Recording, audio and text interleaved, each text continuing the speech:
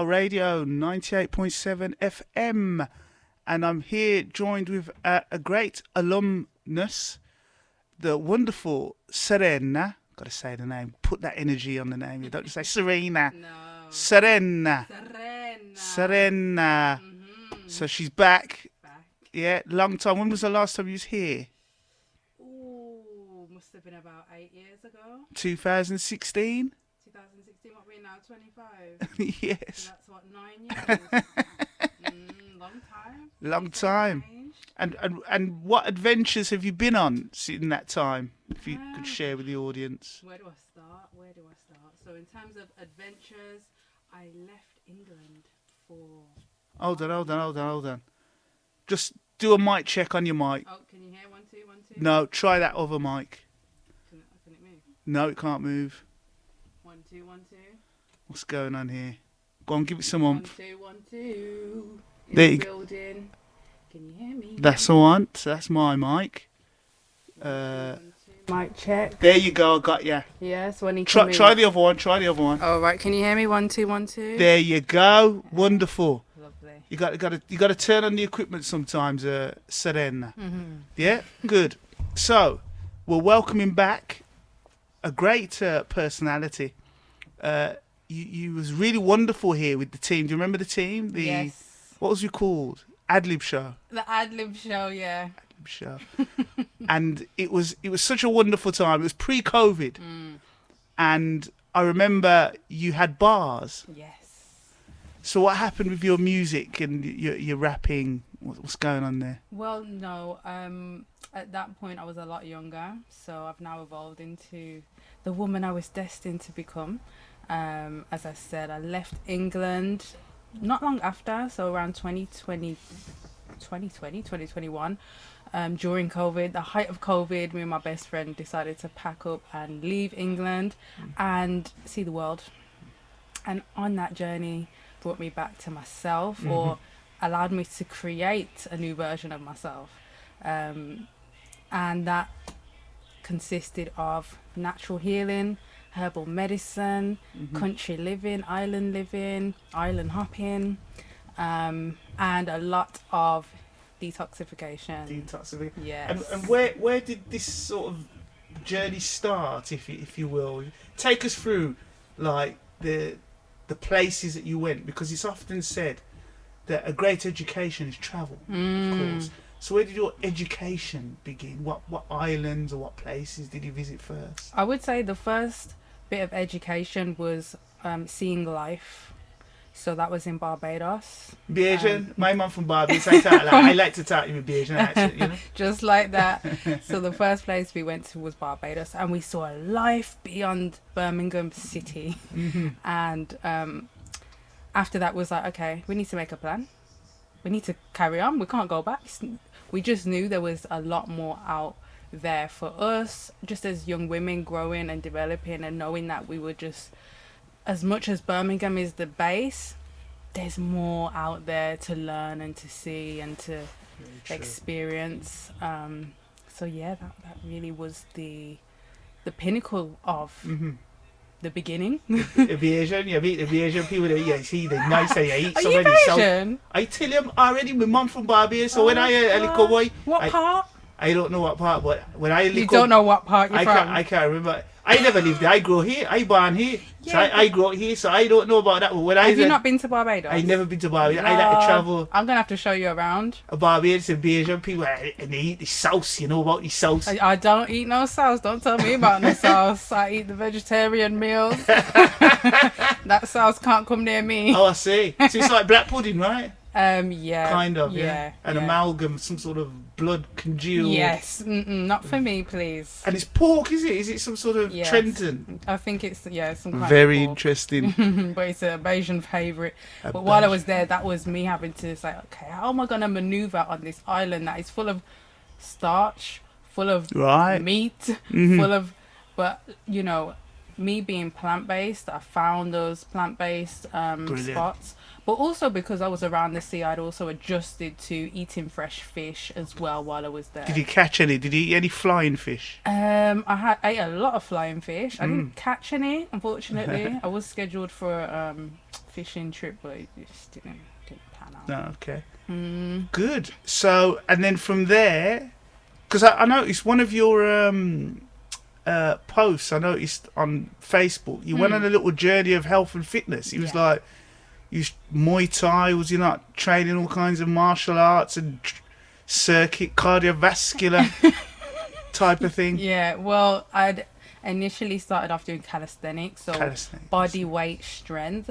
I just knew that, okay, if the men can do it, if my brothers can do it, I'm doing it as well. I want to do the push-ups, the press-ups, the back flips. So that was... What, can you do back flips? I did learn. Oh. I have since tried and cannot get there, but at one point was one of my main goals to get flexible, very flexible, good. And also good to stretch. I had a bit of a nightmare about 6 months ago. I couldn't even do that. Serena, I couldn't, you know. Really? What happened? It was just, you know what it was? It was my bed. It was too comfortable. So you was in bed too much to the point your back just got... And what I did is I took a door off. So I've been sleeping on the door. Huh? Yeah, nice flat surface. Well, you know what? It's they wonderful. do say that the harder surfaces are what we're meant to be adjusting, adapting our backs to. So yeah, because it just worked wonders. Now I'm fully back. I was doing some the caterpillar move from my breakdancing days. Did that on concrete? I did that on concrete. Hold on, how long was you sleeping on this door for? We're in the realms of depression and mental health now, Serena. I mean, if you really want to go there, I mean, you know, it's just a question of one was in not a particularly good place mentally. So, you know, spending many years just crumbling, you know, very internal, you know, dealing with issues from one's childhood and so on and so forth. Revelations from the BBC. Well, to be quite frank, sharp intake of breath. I mean, I've written poetry on this and so on. So it was an uncle and an aunt who sexually abused me when I was 8 years of age. Okay. And for 45 years, I kept that in. And then I was at my mother's house. And my brother said, oh, I wondered where Uncle John... He's white, but he's married to my aunt, Annette. I'm naming and shaming, of course. Annette Miller and Brenda Miller. Shame on them. And Annette, her partner, he was 25 at the time, nurse. And... He used to bathe us when he was like 8. I was like, what the hell's going on here? But he's a pervert, paedophile, all the rest of it. So he's doing 8 years. But he was one of these Christian football and always, you know, remember it's a Bayesian black family. Okay. And he sort of like was always organising things. But he was a wrong un. And then my other aunt, my mum's younger sister, I mean, she sexually abused me. I was 8. And that was awful, because I'd see her all the time. She must have been a teenager or something like that, yeah? So, you know, it was at my nan's funeral. And I wondered where Dr. John Fowler, PhD, actually, I wondered where he was.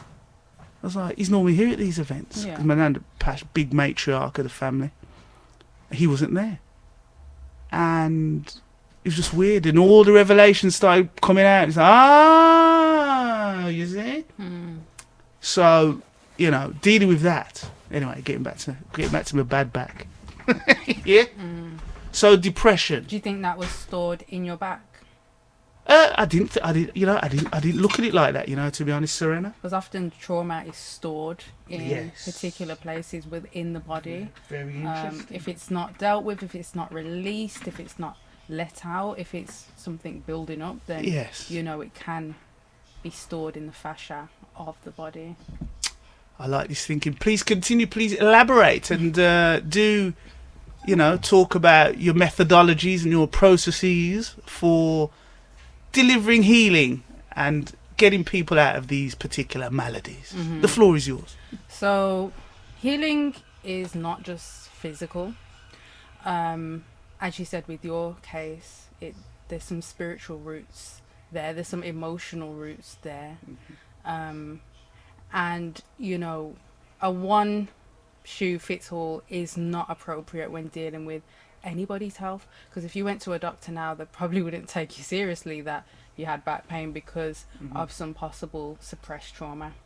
But if you come to a holistic practitioner, we're going to now explore all the different avenues that might have caused that issue to surface and develop into that.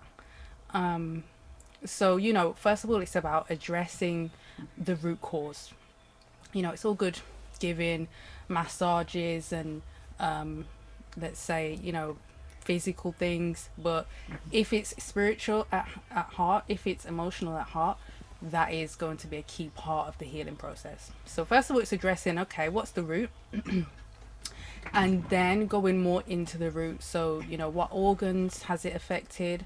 What exactly needs to be done to bring that back into balance? You know, it's about bringing the body into balance. Disease is literally dis-ease. In a state of dis-ease. Something is off balance. And every tradition, every health modality views health in this lens, apart from here in the West. True. Here in the West, you go there, you go to the hospital, and you don't know what you're going to come home with. Are they not trying to sell pharmaceutical wares or drug dealers in that sort of type of like looking for a malady or whatever, or modality of a particular malady, and then prescribing and chemicals and so on and so forth? Yeah, it's purely, okay, this sounds like this, take this. But what about everything that got you to you as an individual up to this point in time? How can we ignore that? How can we just, you know, but I guess financial gains are at stake when it comes to the pharmaceuticals. As we know, it is a $1 billion industry, absolute money-making machine. So, yeah, that's the mainstream approach. That's why they have, I guess, put in so many regulations and things to make it so hard for herbalists to practice, to come forward, to have a voice, to be able to speak, because you know, not only does it affect them, but you know, once people realize, like, once people realize that they can heal themselves, there are stem cells within the body to regenerate. That's a good point, yeah. You know, if people knew the abilities that they held internally, you know, we would do a lot more work on self. We would deal with ourselves without having to go to any outer parties. Very, very true, of course. And to get philosophical and metaphysical, there is great sage sayings. You talked about the West and the East and the sort of difference in approach to practicing medicine. There's a famous saying from Imam Ali, peace be upon him, where he says that the mankind worries about his ailment and doesn't realise that the cure is within, for example. So exactly, that's 1400 years ago. So there are these precedents laid down, Eastern, Chinese medicine, so on and forth. Is it the Vedic systems? Are you familiar? Ayurvedic system. So these various systems, you know, they're called unguents and nostrums by the very cynical Western colonial, as I like to call them, Neanderthal hybrids, but that's we're off at a tangent there. A very big different tangent. But the DNA bears it out. The Yoruba and Khoisan, I don't know if you're familiar. Yes. They have no Neanderthal DNA, of course. And as I'm saying to colleagues, brothers and sisters online, and say, well, this sort of notion of brown people, you hear a lot of Asians and talking about, oh, as a brown person, I said, well, I'm brown, and I'm from Jamaican Barbados. Africa, people are brown, but you're more beige, or to be more accurate, you're Neanderthal beige, because we have brown people in the, like your complexion, Khoisan, who are called the pygmies of South Africa. So, and then the Yoruba, which is a diverse, you know, but a tribal group, and they don't have any Neanderthal DNA. So we've accounted for a brown skin free of Neanderthal DNA. So we've ticked that box. But what's coming via Europe and Asia with the Neanderthal DNA, that's Neanderthal beige, dear. It's hardly brown. Brown is African. It's blackness. It's a part of blackness. You see, on a scientific level, because I'm looking at it from a DNA. That is correct. DNA source. So anyway, we've got off on a tangent, but the point being is the DNA structure being within. There's talk about trauma being held in DNA. I don't know if you've come across that research. Yes, generational trauma. Generational trauma. So how would like a herbalist approach, a naturalist approach to the generational trauma, like speaking of, so let's talk about reparations by the Jamaican political class. So is there scope for, I mean, I'm just thinking out of the box here. I mean, feel free to disagree or whatever. But in talking about reparations, could there be a healing dynamic aspect to it, where the reparations could begin with the healing? Being as we know, there's DNA or some historical precedents for historical trauma. Is there not a methodology of like, well, if we invested in the healing aspect of it, practitioners like yourself, as a way of saying, well, we need people like Serena, we need our herbalists, our natural healers. They must be funded so that they can continue their work in earnest without, worrying about the bills and all that kind of malarkey, where they can be focused, where they can practice, where there are centres, where they can be accommodated as a part of the reparations. Do you follow my logic here? So that the people that are doing the healing are friendly. They're not pharmaceutical shills and so on and so forth. So straight off the rip, we've got the separation. So there's integrity to the healing, you see. So that's what I would proffer and postulate as a thesis going forward, you see. So what are your thoughts on that? It's a beautiful line of thought, definitely. I guess when starting with reparations, is that something we will ever see? The dough, yeah. Will we ever see that day, really? And number two, those giving the reparations, would they want us to promote our indigenous survival, our indigenous cultures and traditions that, began thousands of years ago, the beginnings of civilization? Kemet. Yeah. Well, I've heard, for interest that you bring that up, actually. I was on TikTok and I heard a very, very interesting analysis of history. I can't remember the academic. I believe he was an American academic. But he put it so succinctly, so wonderfully. And he said the following, Serena. He said, well, Greek and the Romans, those weren't civilizations. They were just war and paedophiles and devil worship and paganism. Egypt Kemet wasn't much better, but at least with Kemet, you had sewage and 1,000 years of peace and prosperity for the citizens. Yeah. That defines a civilization. Arts and intellect and wisdom and philosophy, metaphysics flourish. That was copied and... Exactly. Yeah. It was imitated under warlike auspices. They were at war and killing and da-da-da-da, which is not because... And then to bring it up to date so that people have a certain point of reference. So we look at the West, colonial Britain, from the Normans, 1066, let's go back that far, yeah? And America, 400-year civilization, the founding fathers. They're not civilized. They've been at war. They've been killing people and depriving people of their... When you look at all of the wars in history, they are from those of non-African descent. 100%. And that... And if there is wars in the African continent, which includes North Africa, not the Arab colonialists, Neanderthals as I call them, which is scientifically accurate, of course.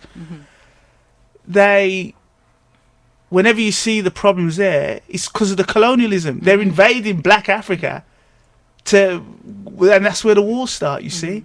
So they come into where civilization is, where the peace and the herbs and the herbalists dwell.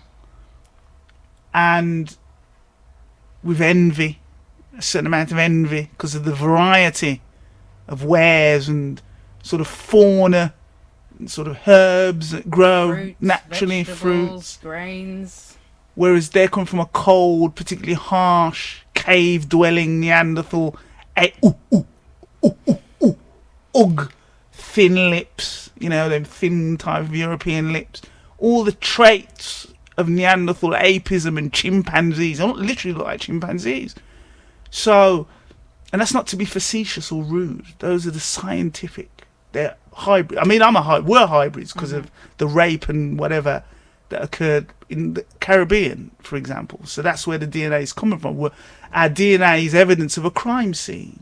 Yes, if anyone's interested, CSI. So when you look at our blood, it's a crime scene. There's evidence of who committed the atrocities, because had those atrocities not been committed, we would have been free of Neanderthal DNA. So it's a big thing. Again, I've put this out in my science fiction novels and papers that are published.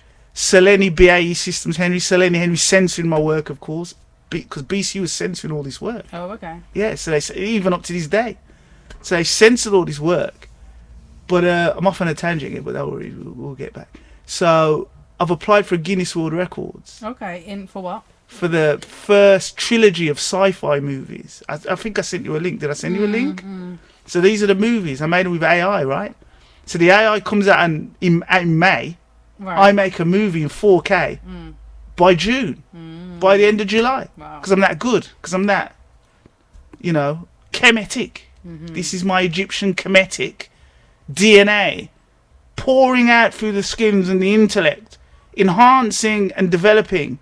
Because the crystals that make your smartphone work are from the Congo. Yeah. You see? Yeah. So it's African. This is African, It all goes back to the origin. The crystals, literal African crystals. So, I'll wrap up here. So what I'm saying is,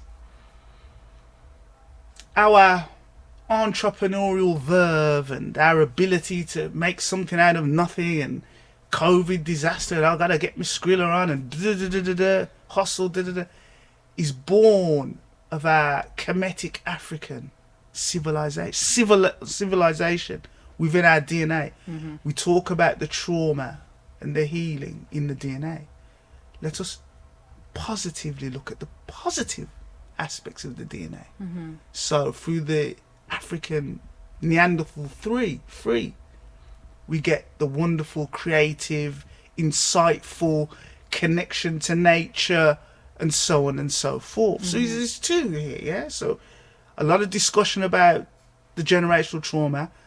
What about the generational genius? What about the generational brilliance? And the generational healing. Yes, wonderful. Most definitely. We brought it back there. There you go. The generational healing, which, talking about reparations, well, if they did give us reparations, what would that look like in terms of healing?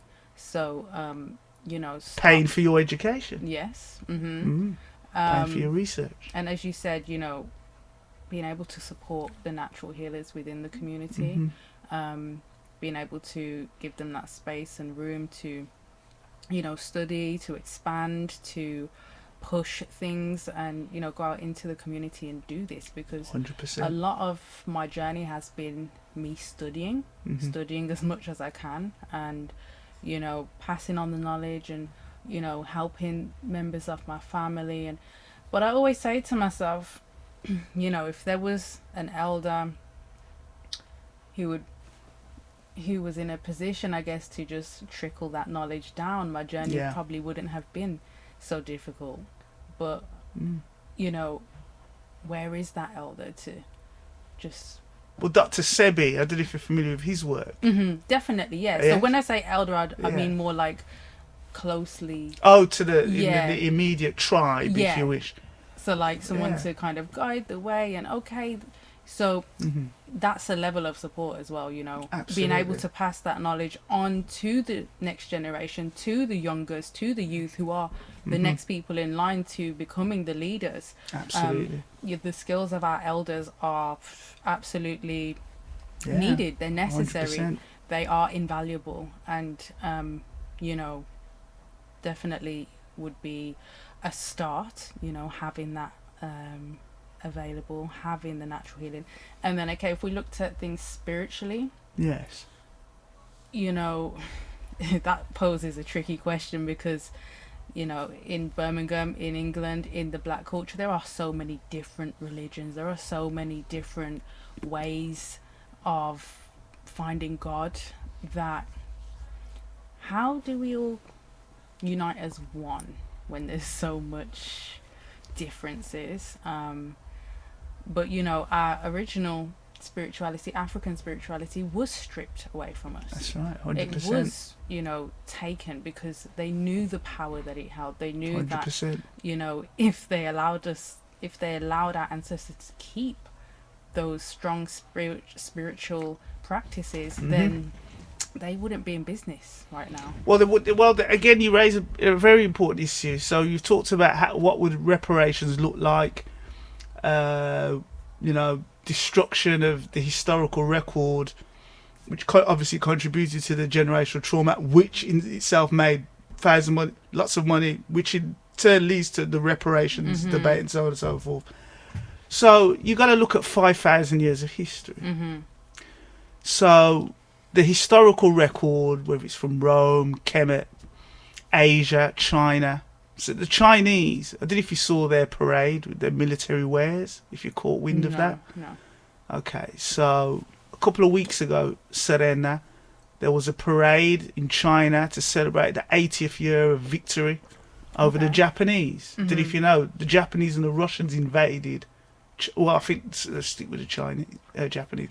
The Japanese invaded China. Okay, the British. Have you heard of the Opium Wars? Yes. Yeah. Okay. Yeah. I know bits about it because I studied Japanese, the language. Japanese. I remember. I do. Yeah. I do. Yeah. So I know bits and bobs about it. That's right. And then I went to Japan as well. Brilliant. Yeah. Akihabara. Did you go Akihabara or? Yes, I did. I went Tokyo. I went Kyoto. I went Osaka. I went around. Oh, cool. Yeah.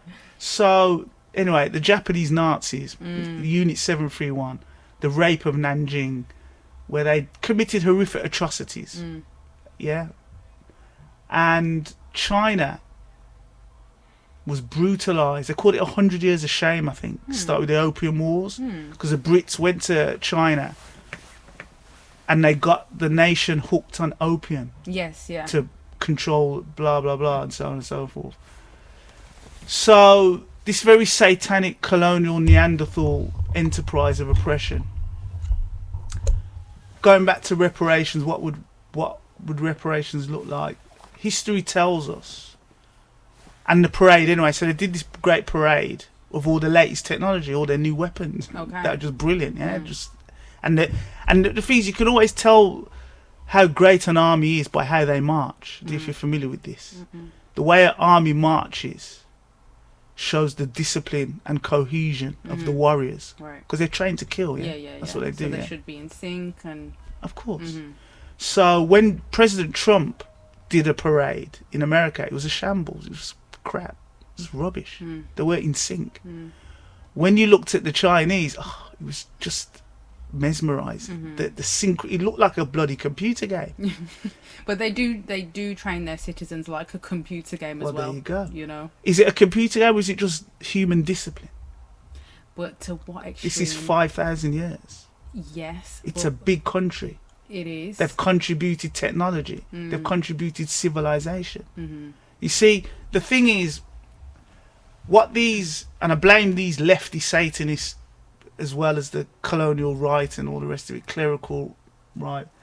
The problem is, humanity is diverse, right? There's all different types of humanity.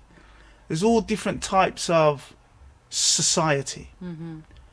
It's not, going back to your quote, there's not one size fits all. You can't project your lived experience on another society. You speak a different language, have a different religion, have a different spiritual, metaphysical, cosmological worldview. You just can't do that. Good. So the point being, the superiority of the Chinese system, the Chinese way of thought, is now very much evident, Yes. by the way their warriors march, by the way they've took literally hundreds of millions of people from agrarian agriculture, peasants, into the middle classes. Even in China, Go for that's one of the number one countries where they have got the most amount of traditional Chinese medicine Hello. within their mainstream Sophisticated 400 mile per hour bullet train advanced civilization. Right. Do you follow me? So they have definitely solidified a lot. And balanced. You see? Whereas in Britain and the West, it's just Satanism and raping children and murder and raping women and raping men and just terrible. Backward children, backward school systems, arrogance, lies. At the same time, speaking about Japan in particular, Go for it. as much as things look, very ordered and Yes. aesthetic and well ordered, as I said, on the superficial Surface. level. Yeah. When I was speaking to there's a lot of Nigerians in Really? Japan. I didn't a know lot, that. yeah, and they speak fluent Japanese. They've got Fantastic. their own businesses. They've got bars, clubs. They've got clothes shops. They've got their little stamp in Japan. Wow, I had no idea. Yes, and so after speaking to not only the Africans, Yes. the Nigerians, but also I went to Roppongi, where a lot of the Blackanese people were. So Blackanese. half black, half Japanese. Are these the children of the military of America? There was quite a few of that, but they were actually children of the Nigerians who had mixed with the Japanese. Fair enough. Yeah, and so yeah, upon speaking to let's discuss the Nigerian man. He'd said a lot of disturbing things. Of course. So as much as I say, things look good on the Surface.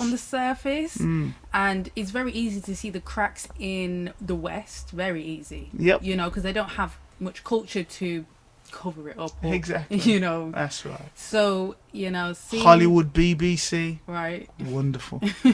So being exposed to that more in-depth information was actually quite disturbing. I can imagine. Yeah. In Japan, and as well as that, there's a lot of discrimination with the half black, half Japanese because they're not seen as a pure blood. Well, because you're dealing with what's known as a monoculture. Yes. And this is the problem with monocultures is they're destined to die off. And that's what's happening in Japan. There's a demographic time bomb. Let's go back. So the samurai, of course, which I'm sure you're aware of. This feudal system of the samurai and so on and so forth, it's just bullying the citizens. So the people of Japan are just a bullied people. They're bullied by their elites. Yeah. You see? Into conformity. And yeah, you can see how strict, how stringent their procedures, their protocols, everything they do is. Yeah, you can definitely see that, but then you can also see internally. Well, how are they actually coping with that? Well, they're not coping. Because you can always tell when a civilization's not coping because they're not having sex, they're not having babies, so they're dying off. Yeah, they're getting old, and there's no love there. Yeah, you see. So if there's no love there, if there's no harmony, then you just die off. You see. And that's happening all over in the West as well, Italy specifically. Yes. Britain and so on and so on. There's a demographic with the Neanderthals, with the hybrids. Yeah. So in Japan, let me summarise it because we're going to finish in a bit. Yeah, I can't be rabbiting on forever. Right. So what's happening is, let's sum it up. So we've looked at China, and Serena's really summed up nicely the harmony of Chinese medicine and their social contract to uplift their people. Great balance. Chinese medicine, world renowned. I think at this point we can say. Good. So harmonious. We talked about civilization. What defines a civilization? We're saying black, African, brown people civilization, ancient Kemet knowledge, Egyptology, all that good stuff. Yoruba Khoisan, real humans, no DNA, Adamic for those who are into the Bible and the Quran and Judaism. So there's a Adamic DNA. There's also mitochondrial Adam, mitochondrial Eve. Are you familiar? Yeah. So all our DNA for a human, for a true Homo sapien, goes back to a common mother, common father. Yes. So Yoruba, pure. Khoisan, pure. Contamination, Neanderthal, monkey, chimp. Northern Europe, living in caves, in the trees, sleep with your animals, incest, blah blah. Well, there's incest in Kemet, but the point is a very base, low chakra type of activity. You see, so we have a separation of types, physical, measurable, DNA types. Good. So in Japan, the computer games, I'm working on a computer game now, is it C++ and all that good stuff for my research. So when I was at university at BCU, Professor, let me name my teachers, recording for posterity. So we have, let's start with Sir Lenny BAE Systems Henry, rotter, awful. Professor Afterlack, 23 patents for Motorola, total moron. Leanne Forbes, Hollywood, washed up, useless. Who else is Michael Bickerton, another idiot, head of media, worked in Hong Kong. MI5, GCHQ, MI6, because they're all connected to security. So I got twice MI5 approached me at 48. Wow. Very silly. Convicted thief. Very silly. Good. Whose name? And the great, wonderful Professor Carlo Harvey. Carlo Secret Hitler Harvey. Bless his heart. He had me playing a game called Secret Hitler. He thought it was great to have a nigger playing Secret Hitler. Well, he laughed to himself. He's in his 30s. 15 stone. Thought it was hard. So I threatened to knock him out, yeah? So, and then they tried to put me in prison. Then they started censoring all my research. You know what we just discussed? They tried to censor all that. Right. But it didn't work. Good.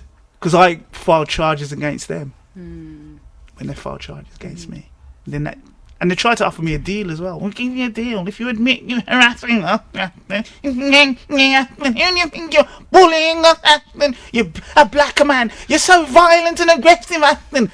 You know, they're all 6 foot, 15 stone, bloody, well-fed, chomping on gammon and so on and so forth.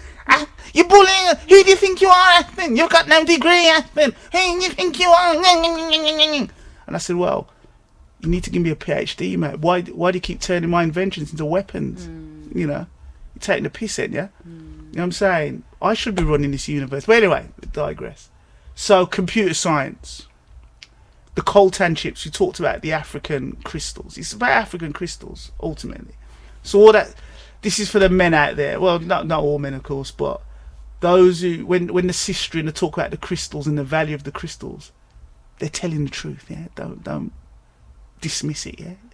That's how your mobile phone works, because of crystals. And when you think about it, in all of the different programs and cartoons that are about finding the jewel, finding the crystal, getting the rock, you know, they put these things in films, they put it in shows to make us think, you know, it's just fictional. But that's right. Really, when you get to the depths of it, those crystals are powerful. They do hold power. Those same crystals are within our body as well. The pineal gland. Right. That's right. So, good. So all that stuff is in a Nintendo game. It's in a Sony game, because the Nazi Japanese and the Nazi West, they all work together. So we had China is now #1 in the world. Yeah, let's not kid ourselves. They rule the world, and Russia, they're top dog. It's not the West. Them days are over. And just to sum up, so I was doing some research. Nintendo and all these wonderful computer games. Nintendo started making cards for Disney. Yeah, these computer games were for the Pachinko. Did you come across the Pachinko? No. Because in Japan, there's parts of Japan, places where foreigners are not allowed to go. Okay. Little clubs and da-da-da-da. This is where all the gambling's going on. So all these Nintendo games and consoles were gambling machines. Pachinko with the Yakuza. Okay, the Yakuza. You dig?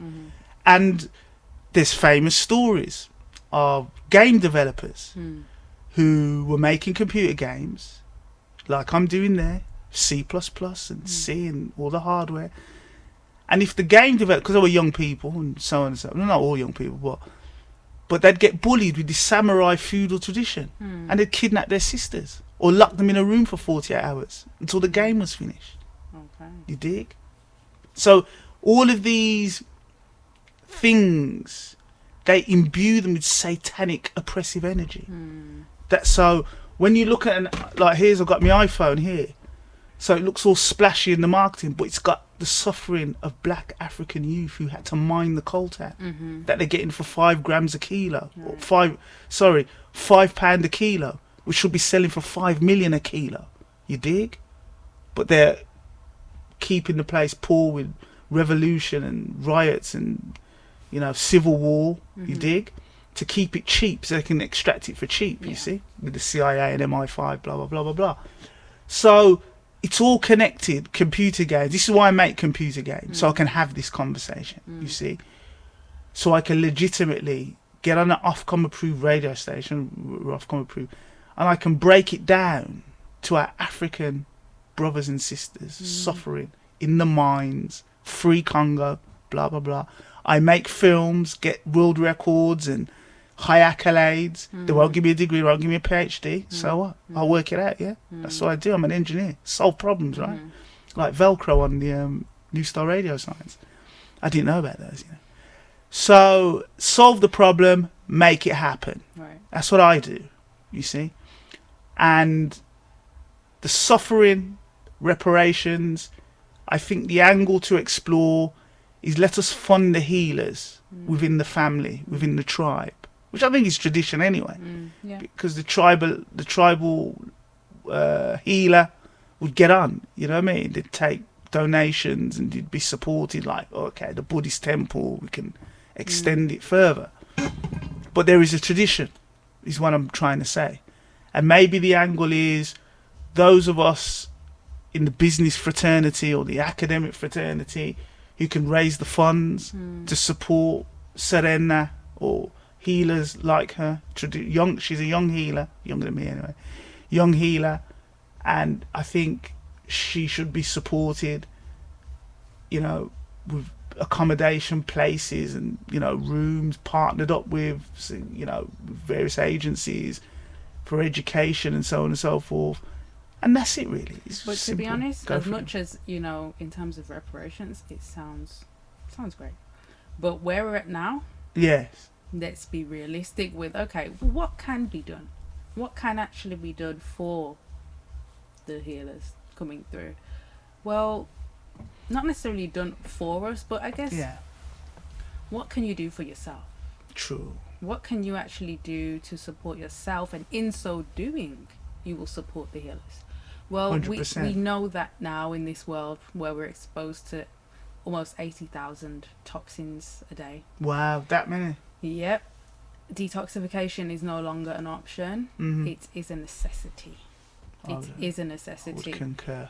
Yeah. So the level of our health has drastically deteriorated. Even just, from your generation to mine. True. The number of child cancer cases is astronomical. That's right.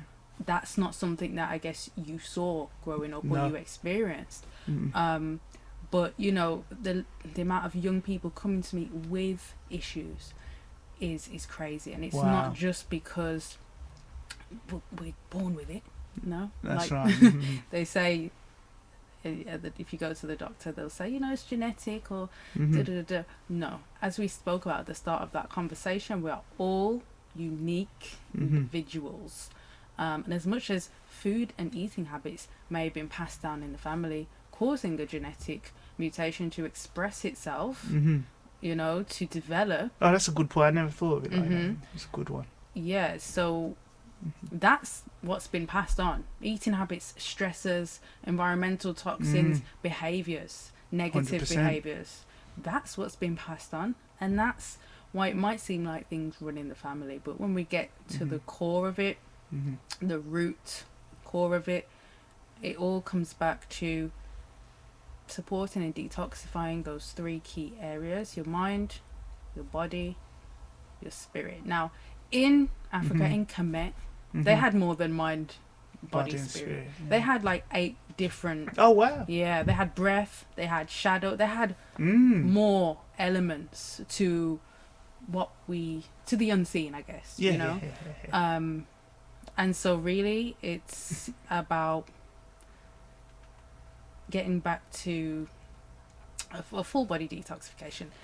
We can start with those 3 areas: mind, body, soul. Yeah, we absolutely. can start there. 100%. And then things will unravel as we go through it. But yeah, in a toxic world, the only option we do have right now is to consistently detox, whether it be every 3-4 months, whether it be daily habits, micro habits that add up to create a healthier you, to create a more vibrant you, to down regulate proteins that might be causing disease within your body, and help to upregulate the healing proteins. You know, not only, as I said, is it food, but it's your mindset, it's your state of being, it's the frequency you carry, you hold. Every single cell in your body resonates on that same frequency. When you're feeling upset, it's not just your head or your tears, or it's not just an upper head thing. Yeah, your whole body will now resonate on that lower vibration. Definitely. And naturally, once cells start to resonate and interact with each other based on that particular frequency, then different frequencies are also more susceptible to different diseases. Definitely. So that's how we come back from, we start with emotion, and it comes back to how it can manifest physically. When we talk about the liver, usually a green emotion, a green color. Okay, I didn't know. Is like on the cartoons, on film, when you see green, it's kind of envy, it's bitterness. Yeah, death, morbid. Green. So that is actually the liver. Why is the color green given for those emotions? Because the liver stores that envy, that bitter, that resentment. And so often you'll find that, okay, someone with those emotions, who harbors those emotions and live within that frequency, will have a liver weakness. A liver weakness could manifest in many different ways: hormonal imbalances, cirrhosis, fatty liver, and that's just one thing. But every single organ has a corresponding emotion, has a corresponding frequency, has something that can either strengthen it, or weaken it and degrade it. So we need to remember that, every single habit that we do on a daily basis, every single emotion we harbor, can also have a direct impact on those associated organs. So when the doctor wants to give you a pill for a liver weakness, well, did he address the fact that you may have a lot of built up tension, or stresses, or bitterness, or resentment in that particular organ? 100%. So it really is about looking at things in a holistic way.